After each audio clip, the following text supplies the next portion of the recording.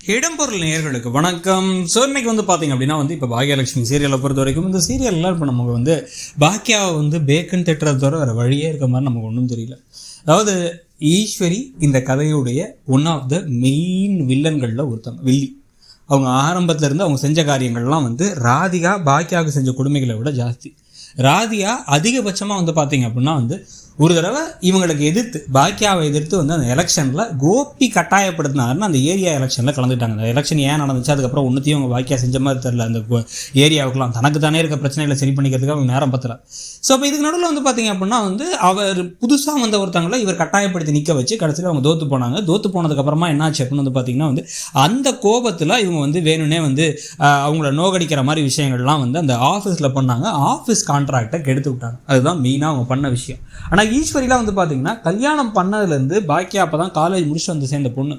தான் பையனை MBA வரைக்கும் படிக்க வச்சிருக்காங்க. அவர் ஒரு ஹெட் மாஸ்டர். ஆனால் இந்த பிள்ளையை வெறும் அவருடைய ஃப்ரெண்டோட பொண்ணுன்னு கூட்டு வந்திருக்காரு. 12வது முடிச்ச பிள்ளையை அதுவும் கல்யாணம் பண்ணி படிக்க வைக்கிறத பற்றி யோசிக்கல. மொத்தமாக சமைக்கிறதுக்கு ஒரு மிஷின் மாதிரி ஆக்கி எந்த நேரம் பார்த்தாலும் உதாசீனப்படுத்தி காயப்படுத்தி உனக்கு ஒன்றுமே தெரியாதுன்னு சொல்லி இப்போ வரைக்குமே ராதிகா எவ்வளோ பரவாயில்ல, உனக்கு விவாகரத்தான பொண்ணு மாதிரியாக நடந்துக்கிற, நீ நடந்துக்கிறதே சரியில்லை சி அப்படின்னு சொல்லிட்டு உனக்குலாம் ஆகணும் பாக்கியா, ரொம்ப திமிரு பிடிச்சி போய் திரிஞ்சல, உனக்கு தான் நடக்கணும், நீ எந்த வேலை செஞ்சாலும் அதெல்லாம் விளங்காது உருப்பிடாதுன்னு பேசினாங்க ஈஸ்வரி.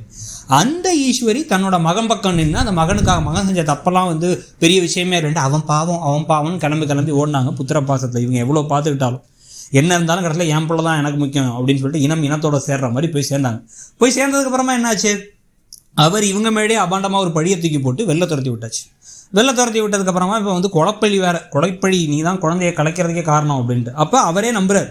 ஏன்னா இவங்க பேசக்கூடிய பண்ணக்கூடிய விஷயங்கள்லாம் பார்த்தா நமக்கே இவங்க பண்ணக்கூடிய ஆள் மாதிரி தான் இருக்கும். ஈஸ்வரி பண்ணுறதெல்லாம் திடீர்னு குழந்தைய தூக்கிட்டு கடத்திட்டு போகிறது எல்லா வேலையும் செய்வாங்க. நல்லவங்கலாம் கிடையாது. அவங்க கொஞ்சம் கூட அப்படி ஒரு அவங்கள பார்த்து பரிதாபம் வரதுக்கான வாய்ப்பே எனக்கு கிடையாதுன்னு வச்சுக்கோங்க.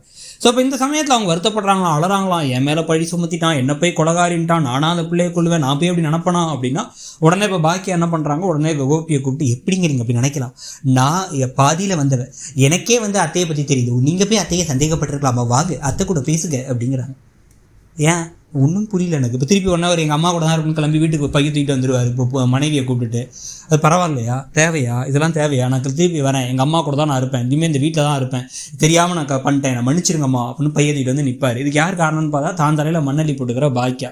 ஊரில் இருக்க எல்லாத்துக்கும் நல்லவனாக இருக்கணும் அப்படிங்கிறதுக்காக கொஞ்சம் கூட மூல அறிவோடு சிந்திக்காத பாக்கியா தான் காரணம்னு தோணுது. இதுக்கு நடுவில் பாக்கியாவுடைய தியாகச்செம்மல் வழிகளில் இப்போ அடுத்து என்ன பண்ணாங்க, பழனிசாமி கூட இருக்க கல்யாண இதையும் கண்டிப்பாக வேணான்ட்டாங்க. ஆனால் அந்த விஷயத்தை இங்கே கோபியை நல்லவர் மாதிரி இவன் நல்லவர் மாதிரி பேசுகிறா அப்படின்னு தெரியுமா, அந்த வீட்டிலேருந்து பொண்ணு கேட்க வந்தாங்க அப்படின்னு ஈஸ்வரிட்ட ஏற்றி விடுறதுக்கான வாய்ப்புகள் வேறு ஜாஸ்தியாக இருக்குது.